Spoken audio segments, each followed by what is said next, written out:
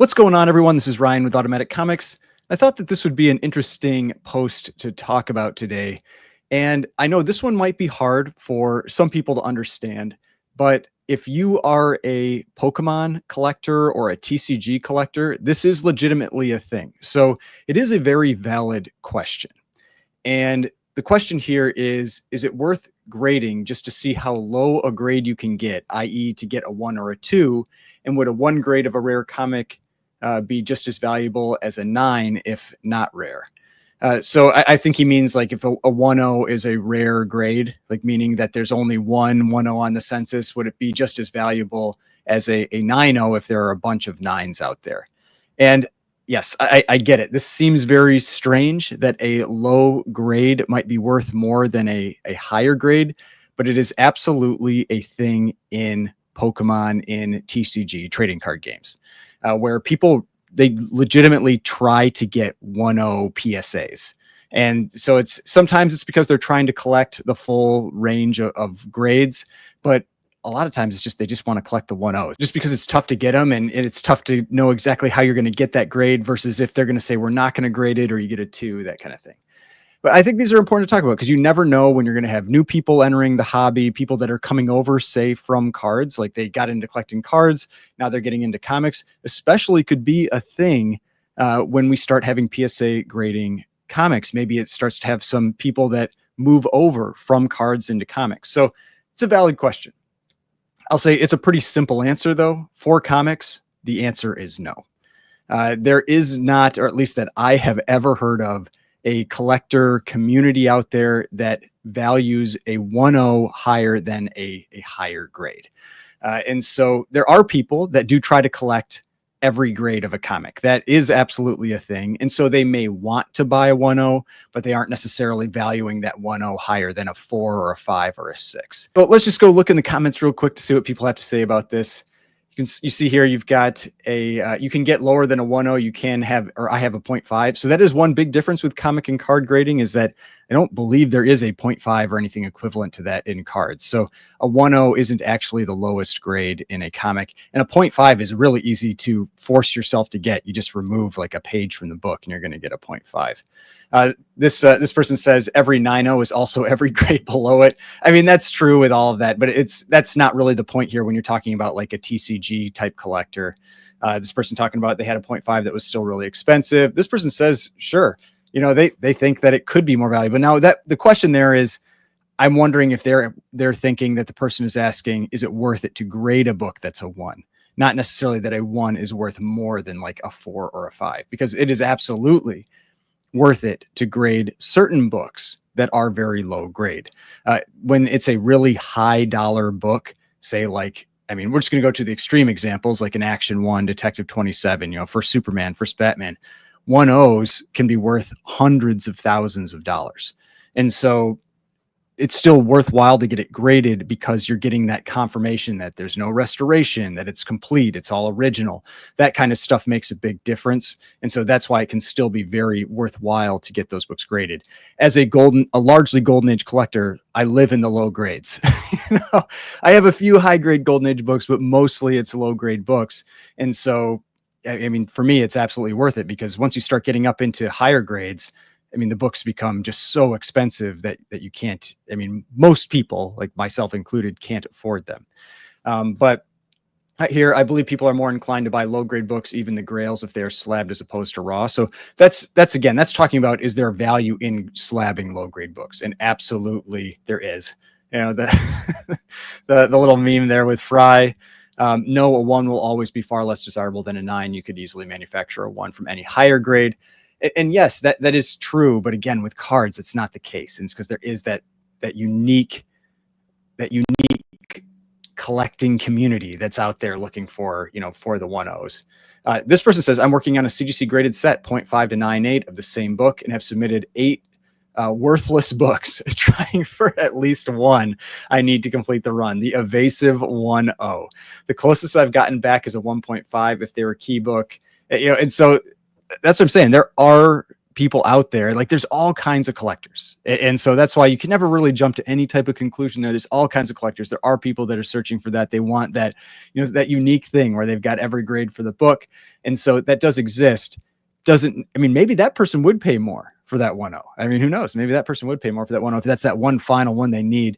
But it's not so much like you see in Pokemon. We keep moving on here. The person thinks it's ridiculous. In coin collecting world, there are slabbed coins. That's when slabbing started. There are registry sets, just like comics, and there are registry sets called lowball sets. So yeah, I'm sure there are people that do like to collect low grade books, but I think that's where it's kind of a little bit of a misunderstanding here on what this person is asking, because I really think that what this person's asking is about the whole TCG thing. Now, one thing I will comment on with this is that something that you do see a lot in comics with graded books, even with raw books, is that you do see something that I often refer to as price compression. And so price compression is when you have multiple books across, or multiple grades across the same book, where they have a very, very similar value. And so one example I'm going to give here is Hulk 181. Just because it's a book I've talked about a lot recently, is one of the books I picked up in that collection. And so when you go down into the lower grades, you'll see that, like, you got here a 1.0, 1,075, a 1.5, 1,000, a 1.8, 1,026. Here's another 1.8 for 1,450, a 2.0 for 800. That was a steal for that book. Then it jumps up a 2.5 for 1,850. So you can see all the way from a 2.0 down to even a 0.5 here. Now that one hasn't sold for a while, but here's a 0.5 incomplete from March for 1,100. All these books are selling for $1,100-ish in that range. And so, and you have multiple grades. You have 0.5 all the way up to a 2. And so that's what I refer to as price compression. And so typically when you see something like that, what you should, in my opinion, you should try to do, as a collector trying to get the best that you can for your money, is that you aim for the higher end of that range. You aim for that 2.0. If you can get that 2.0 around 1,100, to me, it would obviously be better than getting a 0.5 at 1,100. So that's just one way that I would potentially approach that if you are trying to collect one of these books, is just be aware of that you have this thing called price compression. Another book that you'll really see that with is Amazing Spider-Man number 300. And you'll see this on a lot of books. These are just a few examples that I can easily pull out, to kind of give you some clear examples of how this works.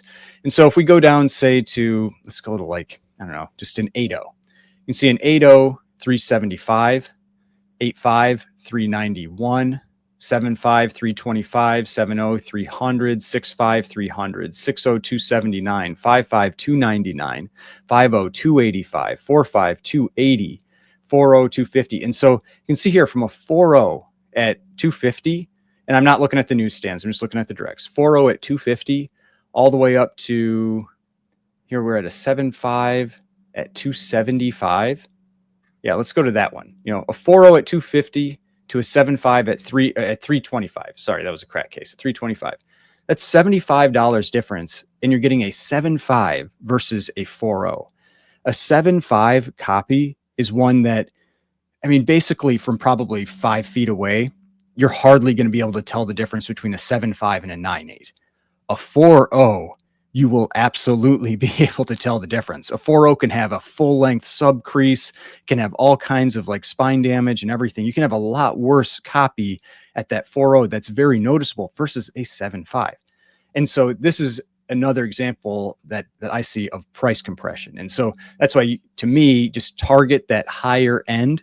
If it's worth it, in my opinion, to pay an extra $50 or $75 to get something that's far superior in visual appeal. But the reality is there's so much demand for some of these books that in any grade, they're going to have a significant amount of value. Now, ASM 300 is a pretty modern book, 1988.